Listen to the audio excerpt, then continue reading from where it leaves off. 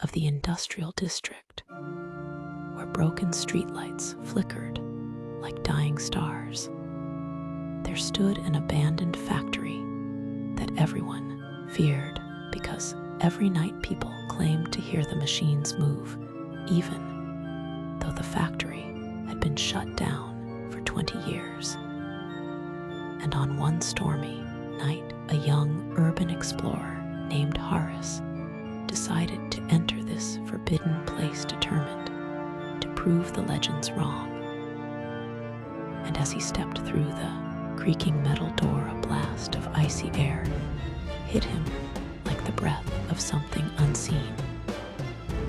And the dark interior seemed alive with silent tension as his flashlight flickered nervously across rusted conveyor belts, shattered windows, and thick layers of dust that looked untouched for decades. Yet the deeper he walked, the more he felt an eerie sensation that he was not alone. And suddenly, the ground beneath him vibrated with a deep metallic thud, as if a gigantic engine far below was waking from its long slumber.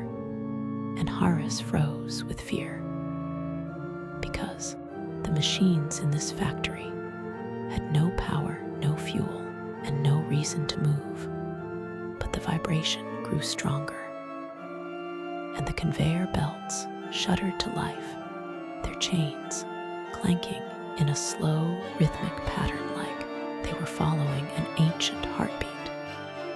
And Horace whispered to himself that it had to be the wind, even though there was no wind inside. And then towering hydraulic press rose and fell on its own, leaving a thunderous echo that rattled his bones. And he felt something watching him from the steel rafters above, and his flashlight caught a glimpse of a dark shape, moving fast between the beams, almost gliding, as if it was part of the shadows themselves. And the factory air thickened with a mechanical groan as gears old and broken began to spin again, as if guided by invisible hands.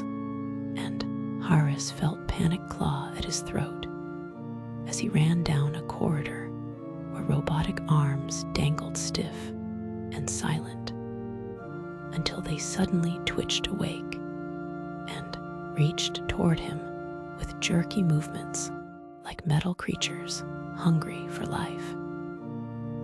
And he ducked beneath them, stumbling into the central production hall, and there he found the heart of the nightmare, a titanic machine, once used to assemble heavy parts, now glowing with a faint red light that pulsed like a living eye.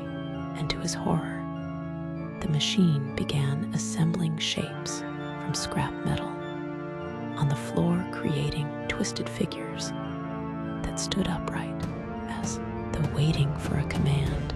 And Horace realized that the factory itself was alive, not with electricity, but with the trapped souls of workers who had died during a massive explosion years ago. An explosion the company had hidden from the world, and their spirits had fused into the metal, desperate to finish the work they had died doing.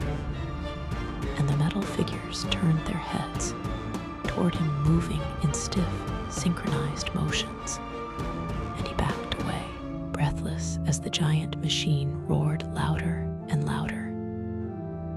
And in desperation, he smashed a rusted control panel with a broken pipe, causing sparks to fly, and the pulsing red light inside the monstrous machine began to fade, and the figures collapsed into piles of scrap, and a long, agonizing howl filled the hall, as if the factory itself was mourning its lost power.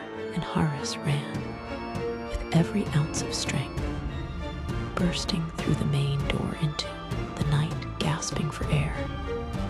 And when he looked back, the factory stood silent again, completely dead, as though nothing had ever moved inside, and he knew the world would never believe what he had seen.